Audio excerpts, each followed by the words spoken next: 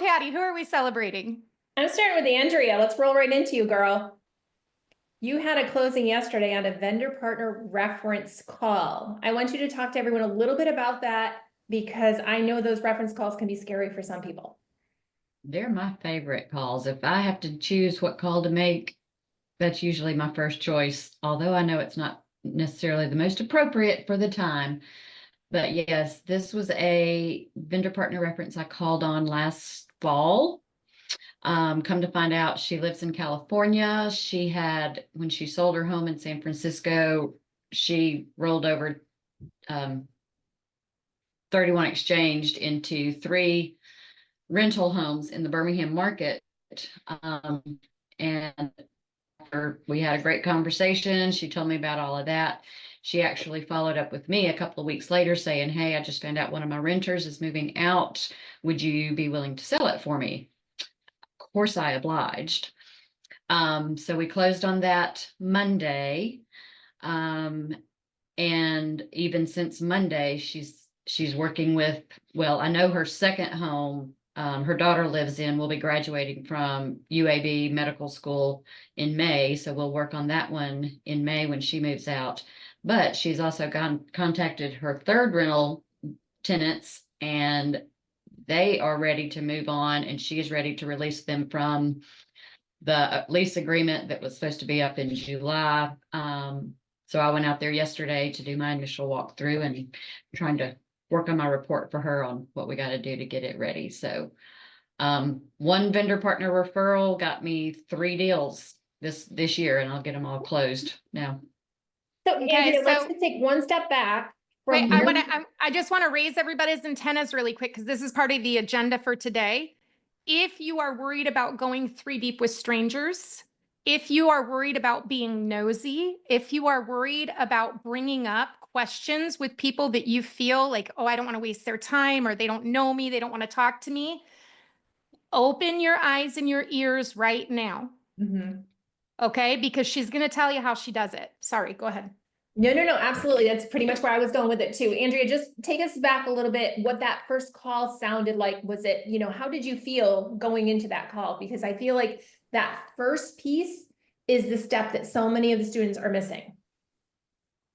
Let's see, I was vetting out property managers, and she had used this property manager to manage her 3 properties here. And so after we talked about them a little bit, gosh, it was last fall, so I don't remember exactly how we got up, but I know at some point I figured out she's not in Birmingham. I said, maybe it was, where do you live? That you're using a property manager company.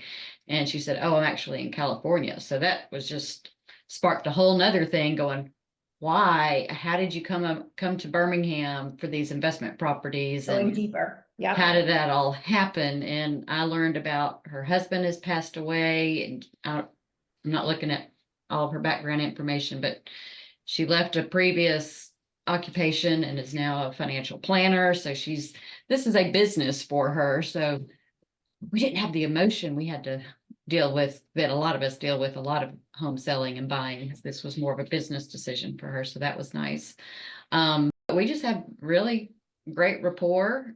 She did come out to Birmingham to obviously visit her daughter, but we also did a little walk through the house that just closed, and that's kind of been a nightmare with the contractor. So but what I love what you just said was you built rapport. Yeah. And that's where we have to start with these calls, is we have to build rapport. We have to have a relationship before we can move forward.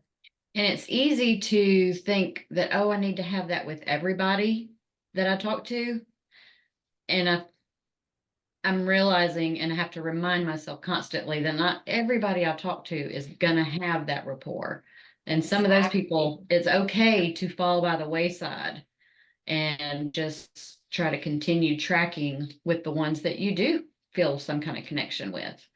And the more you're building your pipeline, the more you're able to say about those ones that you didn't connect with, it's okay, I can move forward from that one. Right. And I think we talk a lot in this program about, the building the rapport, the relationship building. And I need to hear it, at least for myself, more often. And that's what I have to tell myself, that it's okay not to have everybody, that it's okay to let some go. So Right. maybe we need to say that more often, or at least I have to hear it more often. I want you all to write that down, what she just said. You don't need them all. Okay? You don't need all the vendor partners. You don't need to win all the deals. You don't need to close all the deals. You just need to do your best with everybody that you got, right? Know where the chips are falling, and if they're movable, move them. If they're not movable, let it go Yeah. and serve them where they're at, even if you don't like where they're at. If it's not what you wanted, who cares? It's not your life. It's their life. Serve them where they're at.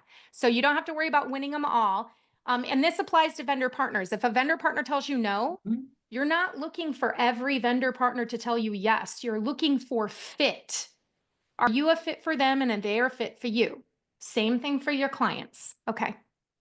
Now we're gonna roll into Sarah Warren because it's kind of the same situation. She had an emotional win this week with a mindset shift, not attaching herself to the outcome. It's okay if a client doesn't work with me, is what she said, and she knows in her pipeline more will come, or it might just be a timeline change. Sarah, talk to us a little bit about that. I used to be an emotional wreck whenever something would fall apart because I was always working in the right now deals. So it was like, okay, well, there's my income forever. Um, and now when that happens, I genuinely don't have an emotional reaction and I just take the next step and it's not a big deal. And that is a total mind game changer for me. So I gotta go deeper with you. Why? Why? What changed that you were able to say it's okay? Um, because I'm not concentrating on the money from the current transaction or the potential transaction. I'm concentrated on building a pipeline and what's best for my client in the moment because I'm not so tied up to the money. Mhm. It's nice not to be tied to my money, isn't it? Yeah. Money's nice, but I tend to take things personally a lot of times. And Sarah, that's where perhaps some of your mind shift is trying to getting my own feelings hurt about a vendor partner not working with me or something, or a client. So what? There's 10 more out there. Just remember that. 10 more that want to work with you. So what I find is that 90% of the time it has nothing to do with you. When they don't use you or when they don't want to be on your list, 90% of the time it's actually something to do with them. They're too busy, they don't have enough help, they're overwhelmed, they're going through a divorce, they're disorganized, or they have a family member or whatever. Doesn't matter, right? But even if it's in that 10% where you could have potentially gotten somewhere, it's just a lack of skill. Even in that 10%, I want you to imagine you're playing baseball. You're the shortstop. The ball comes to you. Boom, error. You missed the ball. What happens if you focus on the fact that you just did an error? What happens with the next play? Gonna have another error.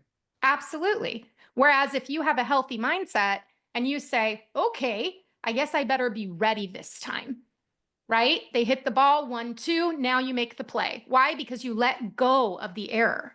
You focused on the next play. That's literally the game of life right there.